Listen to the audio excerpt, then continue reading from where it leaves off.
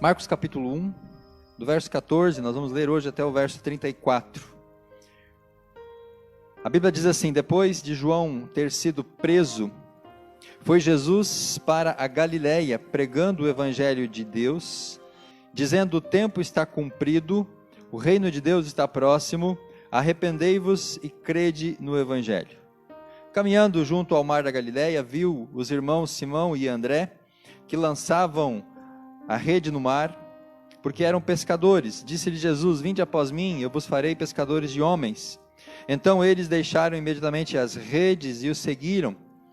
Pouco mais adiante viu Tiago, filho de Zebedeu, e João, seu irmão, que estavam no barco consertando as redes, e logo os chamou, deixando eles o barco, e a seu pai Zebedeu, e os empregados seguiram após Jesus. Verso 21. Depois entraram em Cafarnaum, e logo no sábado ele foi ensinar na sinagoga. Maravilharam-se da sua doutrina, porque ensinava como quem tem autoridade, e não como os escribas. Não tardou que aparecesse na sinagoga um homem possesso de espírito imundo, o qual bradou: que temos nós contigo, Jesus Nazareno? Vieste para perder-nos? Bem, sei que és o Santo de Deus. Mas Jesus o repreendeu, dizendo: cala-te e sai deste homem. Então o espírito imundo, agitando-se violentamente, bradando em alta voz, saiu dele. Todos se admiraram, a ponto de perguntarem entre si: que vem a ser isto? Uma nova doutrina? Com autoridade ele ordena, e os espíritos imundos, e eles obedecem? Então correu célere a fama de Jesus em toda a direção, por toda a circunvizinhança da Galileia. E saindo eles da sinagoga, foram com Tiago e João diretamente para a casa de Simão e André. A sogra de Simão achava-se acamada, com febre, e logo lhe falaram a respeito dela. Então, aproximando-se, tomou pela mão, e a febre a deixou, passando ela a servi-los. 32. À tarde, ao cair do sol, trouxeram Jesus todos os enfermos e endemoniados. Toda a cidade estava reunida à porta, e ele curou muitos doentes de todas as enfermidades, também expeliu muitos demônios, não lhes permitindo que falassem, porque sabiam quem ele era. Amados, o texto de hoje é um pouco mais extenso do que aquelas porções que nós viemos apresentando anteriormente, mas dessa porção do texto nós encontramos aqui as bases para um ministério eficaz, que é a proposta do culto desta noite. Só relembrando um pouquinho daquilo que nós já aprendemos nos outros 3 domingos passados, Marcos, ele apresenta o evangelho como uma mensagem a ser pregada com urgência. O Marcos tem essa característica de transição, de urgência, de Jesus andando, curando, fazendo sinais e prodígios, porque Marcos tinha pressa em anunciar esta mensagem para a igreja de Roma, e aqueles irmãos deveriam então reproduzir esta mensagem. Depois, mais adiante, com João Batista, nós vimos a necessidade de nós termos uma vida focada no testemunho. João, ele vem justamente para apresentar Jesus e testemunhar da vinda de Jesus Cristo. E na semana passada, nós aprendemos do próprio Jesus a preparação para o ministério, que é justamente o batismo e a capacitação espiritual, vencermos as lutas espirituais como Jesus venceu a tentação no deserto. E agora nós chegamos então naquilo que eu chamo de bases para um ministério eficaz.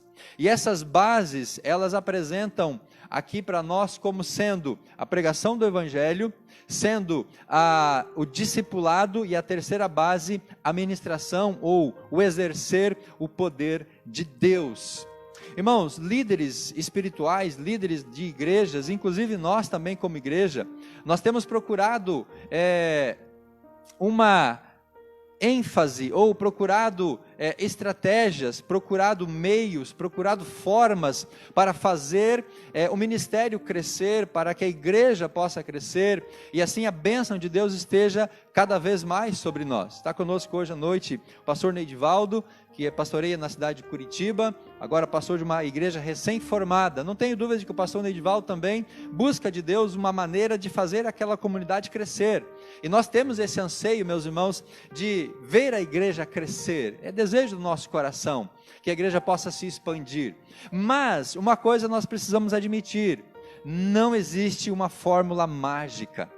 Não existe, meus irmãos, um pulo do gato para que a igreja possa, do dia para a noite, ela crescer. Existem métodos para a igreja inchar, existem técnicas para atrair pessoas para a igreja, mas o crescimento da igreja, aquele crescimento saudável, aquele crescimento orgânico, ele não tem pulo do gato. E olhando para o Evangelho de Marcos, nós vamos ver aqui então princípios para o crescimento da igreja. E quando a gente fala em princípios, nós falamos em elementos que permanecem de geração a geração e podem ser aplicados em qualquer circunstância, em qualquer cultura, em qualquer povo, em qualquer nação.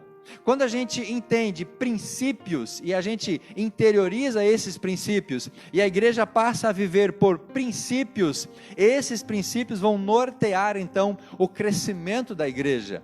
Eu lembro, meus irmãos, que na nossa história, recentemente agora, muitos movimentos vieram como os movimentos que trariam o crescimento da igreja. Igreja em célula, a rede ministerial, desenvolvimento natural da igreja, a igreja com propósito, a igreja multiplicadora, o DNA, o MDA e muitas outras formas, métodos, princípios, talvez alguns deles tragam princípios para que a igreja cresça. Então, eu gostaria de que nessa noite a gente aprendesse esses princípios, que é a pregação do Evangelho. Para a igreja crescer, tem que pregar o Evangelho. Para a igreja crescer, precisa de discipulado. E também, irmãos, para a igreja crescer, nós precisamos exercer a autoridade de Deus sobre as nossas vidas. E aqui no contexto nós vamos ver a autoridade de Jesus para curar os enfermos, para libertar os cativos e trazer assim uma boa nova de salvação. Por isso eu quero pensar em bases, em princípios e não trazer para os irmãos uma fórmula mágica para o crescimento da igreja. Quando a gente entende os princípios, interioriza os princípios e pratica os princípios, a igreja vai crescer de maneira saudável, de maneira contínua, para a glória de Deus. Amém? Quais são então esses princípios? O primeiro deles é a pregação do Evangelho. Veja o verso 14 e o verso 15. Quando fala, depois de João ter sido preso, Jesus foi para a Galileia. Meus irmãos, é muito provável que Jesus não tenha inaugurado o seu ministério lá na Galileia. É muito provável que Jesus já tenha desenvolvido ministérios anteriores, principalmente na Judéia. E ao mesmo tempo que João Batista estava pregando, desenvolvendo o seu ministério, paralelamente Jesus já estava ministrando também. Nós não podemos entender e crer que Jesus inicia o seu primeiro ministério aqui, lá na Galileia. O fato de Marcos não citar outros ministérios anteriores, não significa que eles não existiram.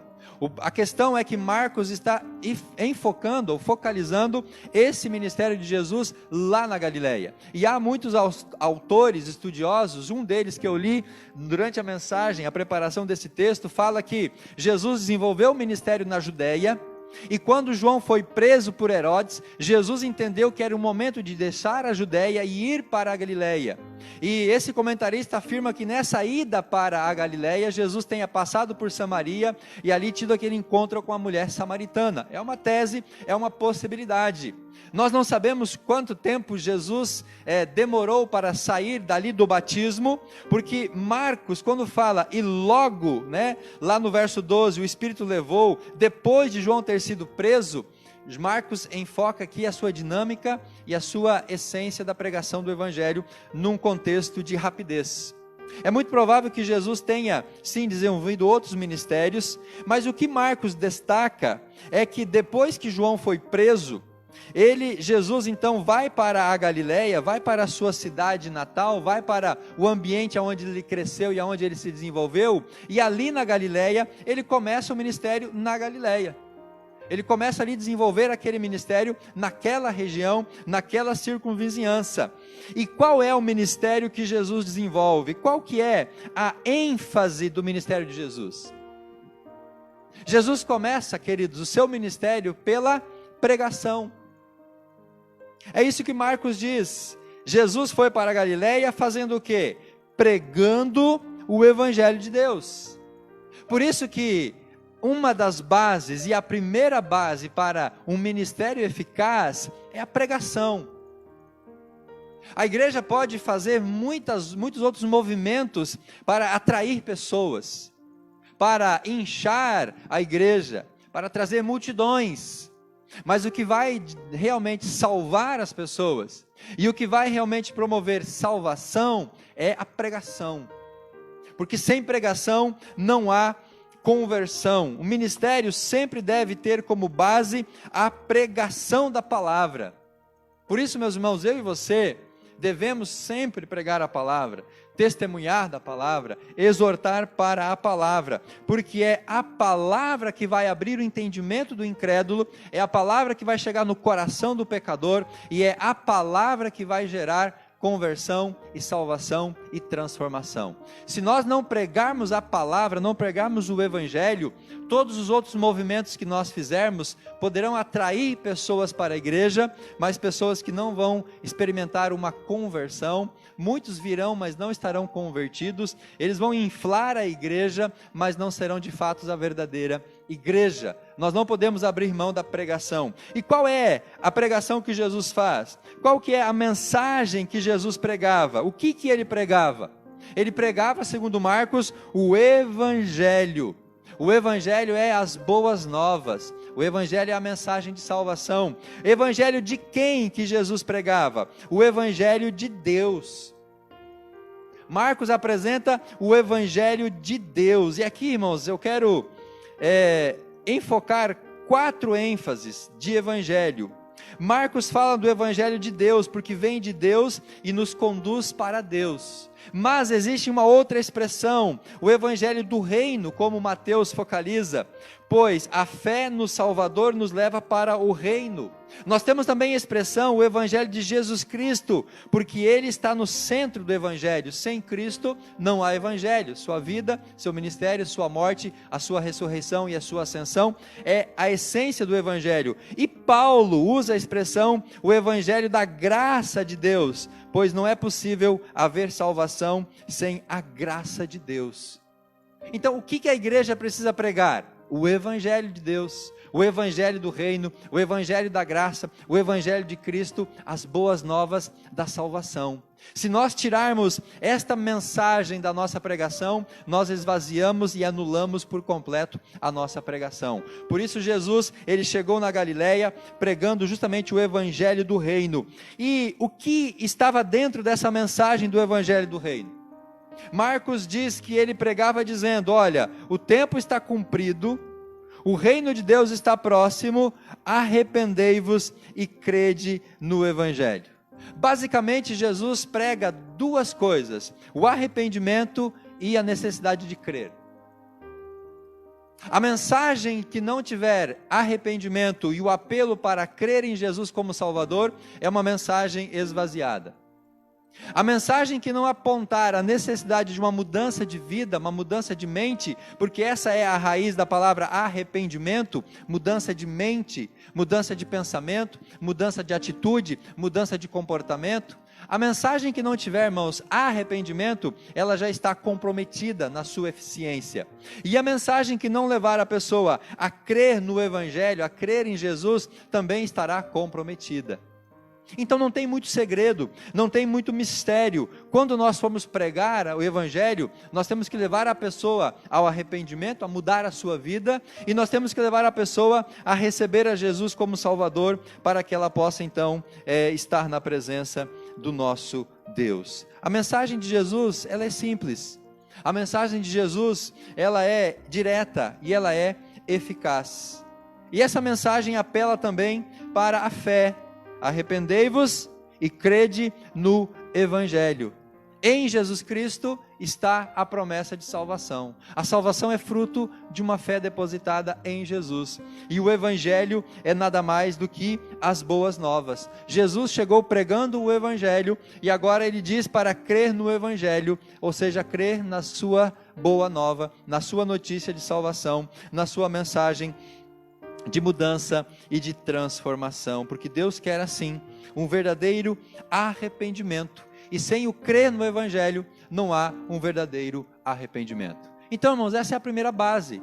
Vejam que simples que é, vejam que não tem nenhum mistério, vejam que não tem nada de extraordinário, é simples. O ministério, para ser eficaz, ele tem que contar com a pregação do Evangelho, a pregação da palavra, que aponta para o arrependimento, que aponta para a conversão e uma vida na presença de Jesus. Agora, qual que é a segunda base? A segunda base está do verso 16 até o verso 20, que é o discipulado. Nós não podemos, irmãos, pensar no ministério eficaz da igreja, ou até mesmo meu, como discípulos, se não tiver discipulado. O discipulado precisa estar presente na vida da igreja. E nós estamos preparando um material para oferecer a você 3 meses de discipulado intenso, pessoal, para que possa transformar a sua vida. Logo nós vamos anunciar esse projeto de discipulado interpessoal, porque nós entendemos que o discipulado ele é a essência para o crescimento espiritual do novo convertido, mas também para o desenvolvimento da igreja. E o discipulado está justamente descrito aqui no chamado desses primeiros discípulos. Percebemos, meus irmãos, que imediatamente quando Jesus começa o seu ministério, imediatamente logo após começar a pregação, ele já chama os discípulos para caminhar com ele, para aprender dele, para ver Jesus fazendo, porque esses discípulos depois, eles seriam enviados para fazer, eles seriam enviados para pregar, e depois eles teriam que ensinar esse processo de discipulado para todas as gerações. Isso você encontra em Mateus capítulo 28, a grande comissão. O texto diz, a partir do verso 16, então, que caminhando junto ao mar da Galileia, viu os irmãos Simão e André, que lançavam as redes ao mar, porque eles eram pescadores. Disse-lhe Jesus: vinde após mim, e eu vos farei pescadores de homem. Então eles deixaram imediatamente as redes e seguiram. Pouco mais adiante, viu Tiago, filho de Zebedeu, e João, seu irmão, que estavam no barco consertando redes. Logo os chamou, deixando eles o barco e seu pai, Zebedeu, com os seus empregados, seguiram após Jesus. O discipulado, meus irmãos, é a segunda base. O ministério precisa ter continuidade. E o que dá continuidade para o ministério? Discipulado, treinamento, capacitação, ensinar, passar o bastão, passar adiante. Um ministério que não tem discipulado é um ministério que ele vai se desenvolver, ele pode crescer, ele pode se tornar muito influente, mas ele vai ruir, porque é o discipulado que dá a continuidade. Jesus sabia disso, por isso ele chama esses 4 discípulos. Jesus sabia que o tempo dele na terra era de 3 anos, 3 anos e meio. Jesus sabia que logo ele ia morrer, ele ia para o céu. Então a mensagem de Jesus, o evangelho de Jesus precisava de alguém que desse continuidade, e esse processo vem através do discipulado. Jesus, ele precisa estar rodeado de um grupo de pessoas amigas, e essa é a essência do discipulado. Você está rodeado de pessoas amigas, para que juntos vocês possam carregar os fardos uns dos outros, e juntos vocês possam se fortalecer, e assim estar firmes na presença de Jesus. Irmãos, eu não tenho dúvida que boa parte dessas cadeiras que estão vazias porque pessoas não foram bem discipuladas, pessoas não foram acompanhadas. Em algum momento da caminhada cristã, essas pessoas enfraqueceram na fé, elas se afastaram do Senhor e também se afastaram da comunhão da igreja. Por isso nós precisamos de alguém que possa caminhar conosco. Essa é a essência do discipulado. Se Jesus pregava com autoridade, ele também tinha autoridade para chamar pessoas para caminhar com ele.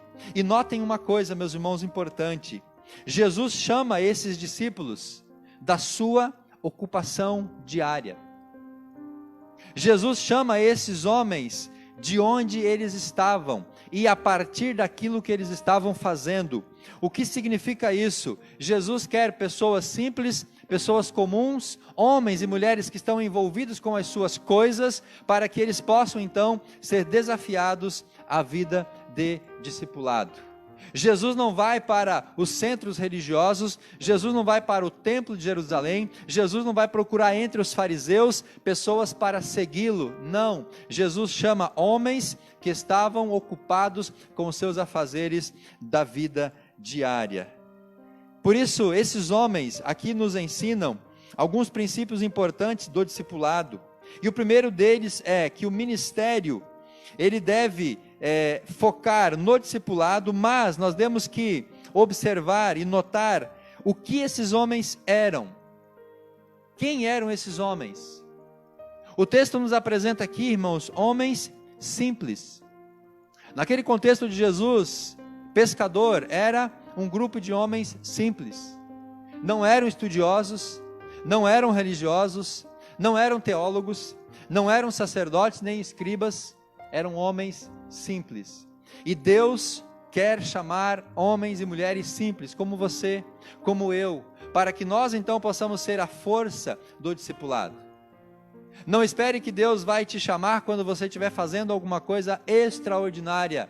Deus vai te chamar para servir a Ele quando você estiver ocupado com as coisas simples da sua vida. Não eram pessoas influentes, não eram aristocratas, não eram pessoas de posses, não eram pessoas famosas, eram pescadores, pessoas simples, pessoas comuns, e ninguém creu como Jesus no homem comum. Ninguém acreditou mais do que Jesus na vida de um homem e de uma mulher comum, assim como eu, assim como você. Jesus não procura discípulos dos religiosos, mas dentre as pessoas simples, pessoas que pudessem aprender. Acima de tudo, irmãos, o discipulado precisa de homens e mulheres desejosos, dispostos a aprender. E depois de aprender, passar adiante esse ministério. Jesus chama esses homens para que eles pudessem aprender e depois eles pudessem viver esse discipulado. Pessoas simples, como eu e como você. Segunda característica, devemos notar o que eles estavam fazendo quando Jesus chamou. Eles estavam realizando o seu trabalho habitual. Veja no texto, Marcos capítulo 1, verso 16. Ele viu dois irmãos, Simão e André. O que eles faziam?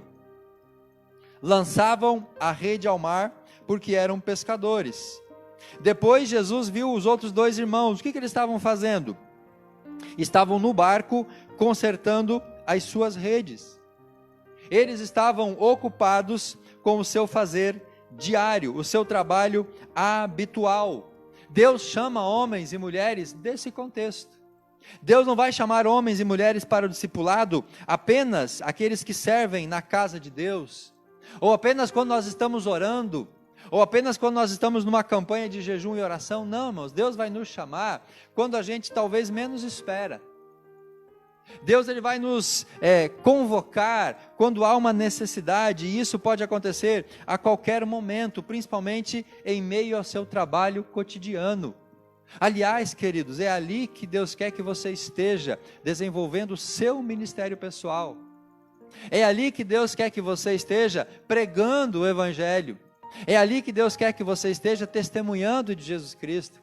É no seu trabalho cotidiano que Deus quer te usar. Você não precisa deixar aquela profissão, deixar aquele trabalho. Você não precisa ir para um campo missionário, se tornar um missionário, ou um pastor, ou um obreiro, para ser usado por Deus. Deus quer usar você ali onde você está. O homem que vive em um mundo que está cheio de Deus não pode escapar de Deus.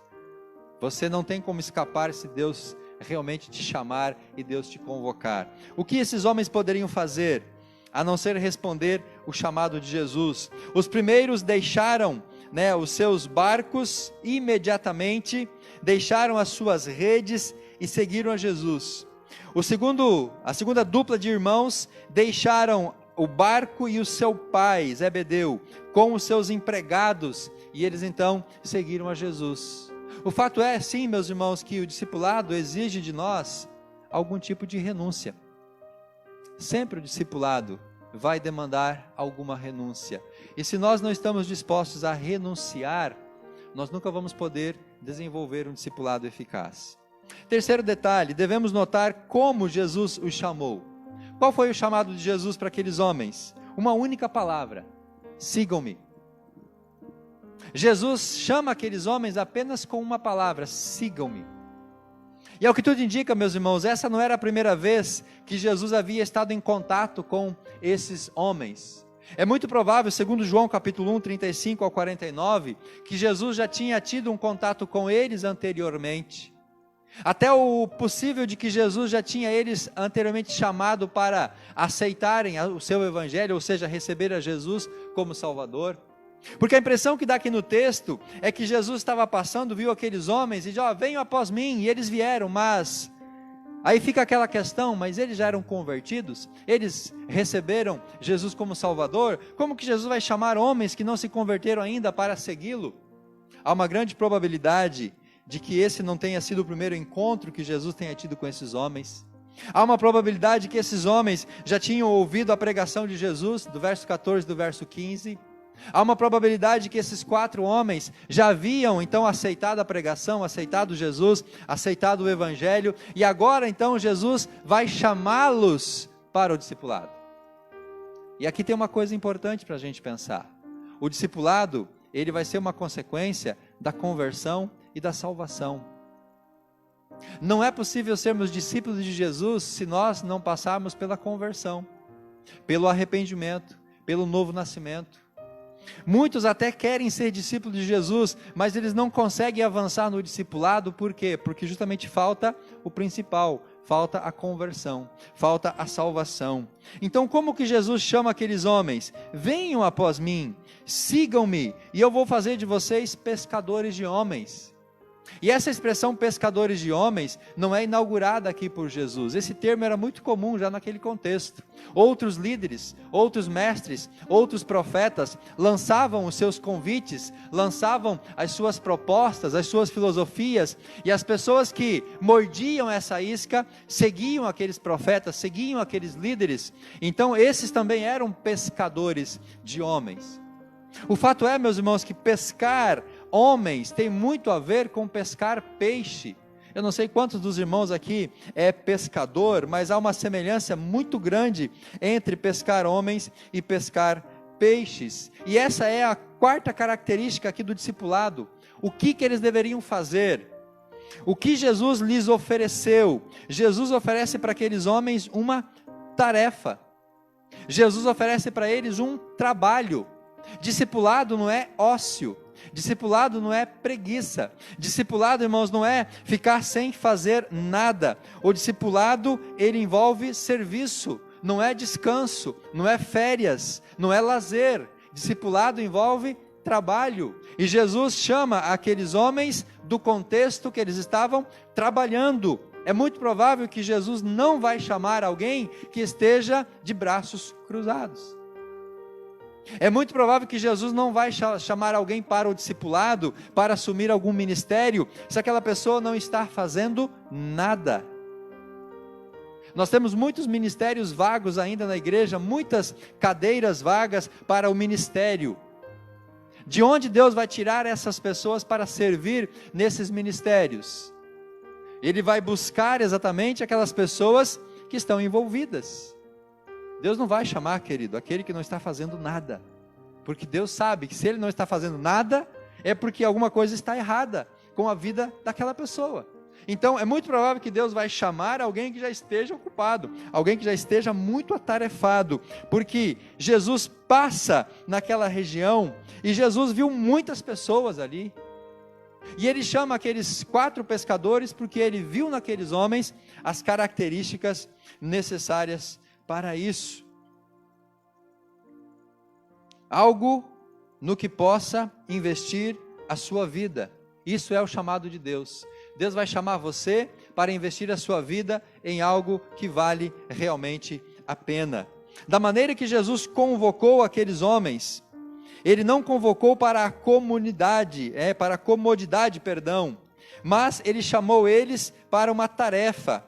E essa tarefa era uma tarefa de entrega, era uma tarefa de dedicação, era uma tarefa que eles tinham que se doar completamente, se possível for e preciso for, até mesmo entregar a sua própria vida. E aqueles homens então, irmãos, reuniam qualidades necessárias para um bom discípulo, que é coragem. Pescador precisa ter coragem.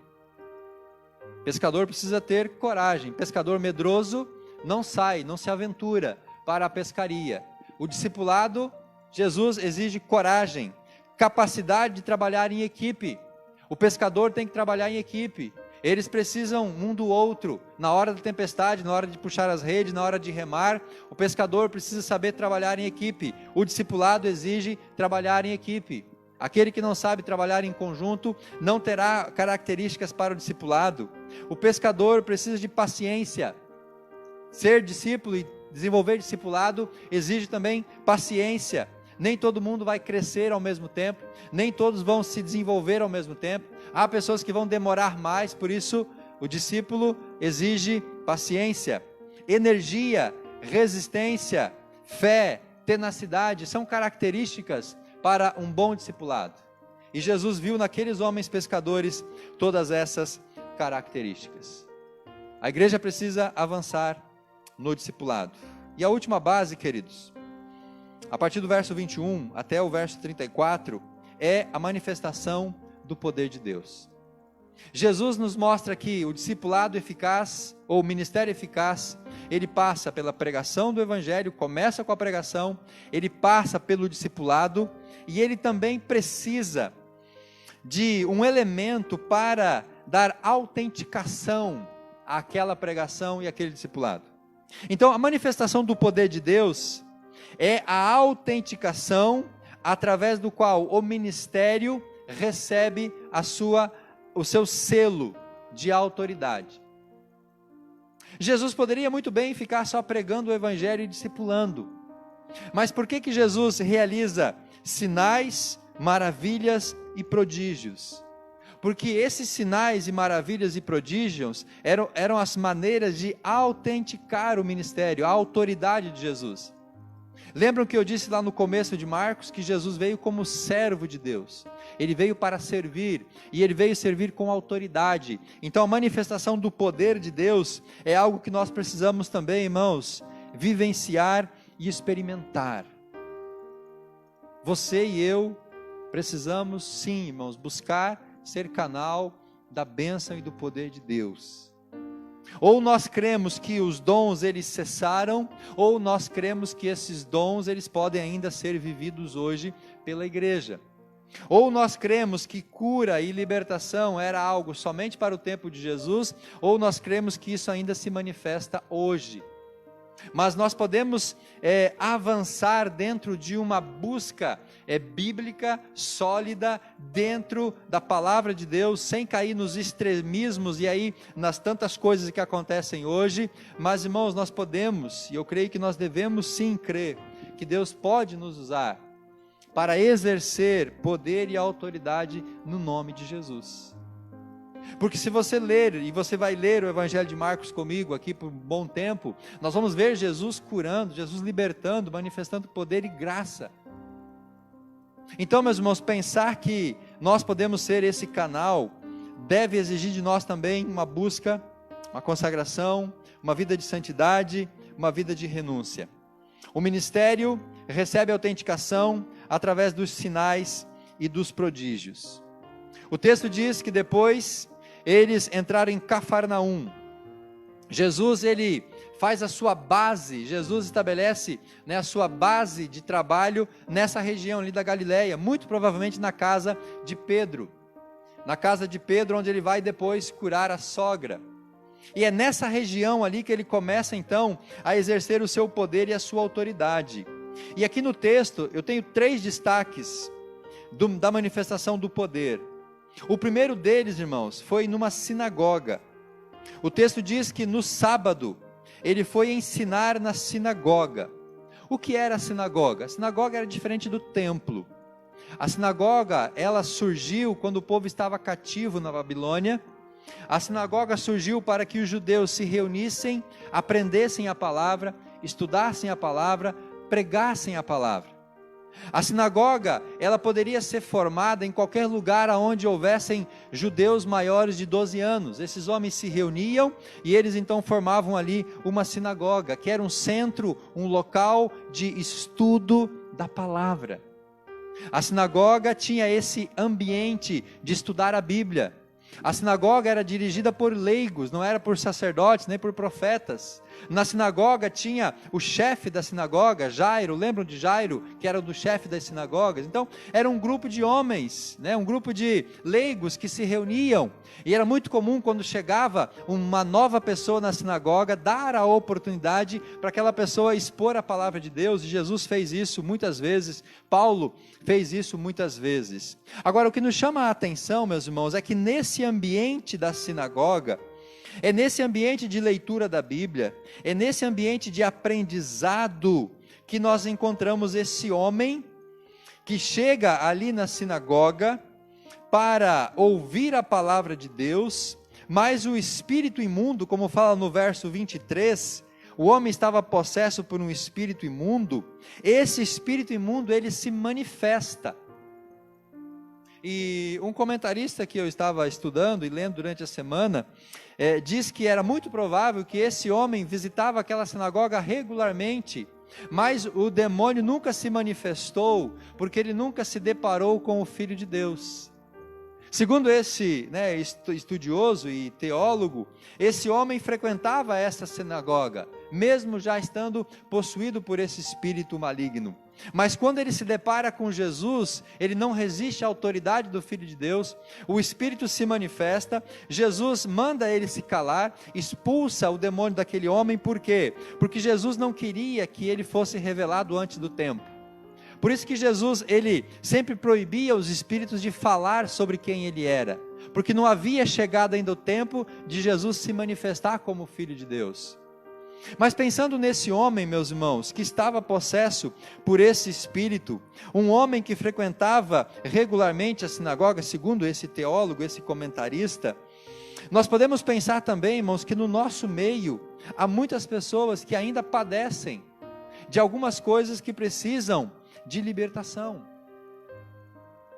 É possível que no nosso meio ainda existam muitas pessoas que frequentam os cultos, frequentam as nossas reuniões, mas ainda não foram plenamente libertos, e por isso eles precisam encontrar um ministério que tenha a autoridade do Senhor Jesus Cristo para promover nessas vidas a libertação, essas pessoas possam viver uma vida transformada.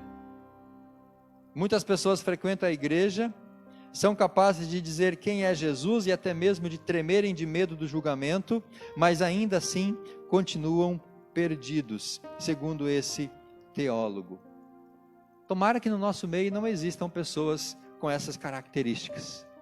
Tomara que no nosso meio, irmão, só há pessoas já libertas completamente, curadas completamente, transformadas completamente pelo poder de Jesus. Então, o que é a manifestação do poder de Deus? É a capacidade que o discípulo tem, que Jesus nos outorga, de nós exercermos, quando necessário, a autoridade espiritual. Irmãos, nós não vamos ficar caçando demônios em tudo, tá? Nós não vamos ficar caçando demônio em tudo que é lugar, em toda que é pessoa. Nós não vamos atribuir a qualquer evento demônio. Caiu o microfone aqui, é o capeta, né? Quebrou a mesa do púlpito hoje, antes do culto, é o demônio que está na igreja. Não é essa a mentalidade, não é esse o princípio que Jesus estabelece. Aliás, as manifestações que Jesus repreende e expulsa, foram manifestações que aconteceram quando ele estava pregando o Evangelho. E eu entendo que a manifestação do poder de Deus, ela vai ser necessária quando nós estivermos pregando o Evangelho. Não entendo que aqui é o lugar de nós fazermos encontro de libertação e de expulsar demônios, desencapetar pessoas. Esse não é o ambiente para a gente trazer as pessoas para que o demônio se manifestar e a igreja operar a libertação. Pode até que aconteça, mas não acho que esse é o conceito. Nós vemos que essas manifestações de poder, elas são exercidas quando a igreja está lá fora, pregando, levando a mensagem. É lá que o Senhor vai manifestar o poder e a autoridade. Então, meu irmão, se você quer exercer poder e autoridade sobre um espírito imundo, por exemplo, você precisa sair da igreja e começar a pregar o Evangelho, porque é lá que os espíritos imundos, eles vão se manifestar. Amém? Vamos avançar porque o tempo já urge, verso 29 ao verso número 31. Qual que é a segunda manifestação do poder? É a cura numa casa, a cura no lar. Eles chegaram na casa de Pedro, diz o verso 29 e 30, 31. A sogra de Pedro estava enferma, com uma febre muito alta. Jesus, vendo a situação da sogra, toca nela, cura, aquela mulher se levanta e começa a servir aos discípulos. Então, além do exorcismo lá na sinagoga, Jesus também cura dentro de um lar. Irmãos, os milagres de cura revelam a compaixão do Salvador pelos necessitados, e Jesus opera essas curas a todas as pessoas. Ele abençoa a qualquer um que está precisando da sua graça. O servo de Deus à disposição de qualquer tipo de gente. Jesus nunca deixou de exercer a sua graça sobre qualquer pessoa que seja. A graça está aberta para todo mundo. Jesus quer salvar e curar todo tipo de pessoa, numa sinagoga, dentro de uma igreja, num lar, em qualquer lugar aonde a igreja esteja ministrando a palavra, ali é o lugar de nós exercermos a autoridade e manifestar o poder de Deus. Estamos agora numa jornada de culto nos lares, todas as quartas-feiras. Meus irmãos, quem sabe um dia nós vamos poder começar a presenciar curas nesses cultos nos lares, porque Jesus curou a sogra de Pedro dentro de uma casa. Quando o discípulo, quando a igreja, quando nós entramos nos lares e ali há uma necessidade, Deus vai operar a sua bênção. E finalizo, irmãos, citando o 32 ao 34. Ao cair do sol, trouxeram a Jesus todos os enfermos, endemoniados, toda a cidade estava reunida à porta. Ele curou muitos doentes de toda a sorte de enfermidades, também expeliu muitos demônios, e não lhes permitindo que falassem, porque sabiam quem ele era. Jesus opera dentro da sinagoga, Jesus opera dentro do lar, e agora Jesus ele opera curas e libertações ao ar livre. Depois da cura da sogra de Pedro, muita gente veio até Jesus. As pessoas traziam os parentes, os familiares, os amigos doentes, endemoniados, até a presença de Jesus. Aonde? Na casa de Pedro. Naturalmente não coube todo mundo dentro da casa, então a gente pode imaginar as pessoas aglomeradas na rua do lado de fora. E Jesus deu a atenção a cada uma daquelas pessoas. Ele curou muitos doentes, curou os enfermos, expeliu os demônios, porque ele exerceu a sua autoridade sobre aquelas vidas. Então, meus irmãos, nós temos que estar preparados para sermos canal de bênção na presença do Senhor Jesus Cristo. Marcos, ele diz que Jesus não fez distinção de nenhuma pessoa. Todo aquele que necessitado chegou até ele, foi alcançado pela sua graça. Então, meus irmãos, ministério eficaz, ministério eficiente, ele precisa contar com a pregação do Evangelho. Vamos pregar a palavra, a tempo e fora de tempo. Precisa do discipulado. Se envolva no processo de discipulado da igreja. Seja discipulado ou seja um discipulador. Você vai crescer e vai levar outras pessoas a crescer. E busque o poder de Deus na sua vida, para você poder manifestar esse poder quando for necessário. Temos que buscar, irmãos, esse poder e essa autoridade, para que Jesus, através de nós, opere no coração das pessoas. No nome de Jesus, Pai, a Tua palavra nos conclama a um compromisso, a uma vida de dedicação, a uma vida de entrega e de transformação. Pai, nós queremos exercer ministério eficaz na igreja. Queremos, ó Pai, ser uma igreja eficaz. Entendemos que é preciso pregar a Tua palavra, entendemos que é necessário o discipulado, mas também, ó Pai, precisamos do Teu poder sobre as nossas vidas. Poder para curar os enfermos, poder para, Deus, libertar os cativos, poder para ministrar a Tua graça na vida de homens e mulheres que estão precisando do Teu poder.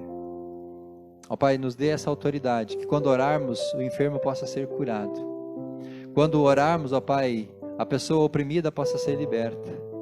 Quando nós orarmos, ó Pai, a pessoa que está em pecado possa encontrar a santidade. Derrama esse poder sobre a Tua igreja, Pai, em nome de Jesus. Que o Espírito Santo possa nos encher da Tua presença e da Tua glória. E assim possamos exercer a autoridade, no nome de Jesus. Assim nós oramos. Amém e amém.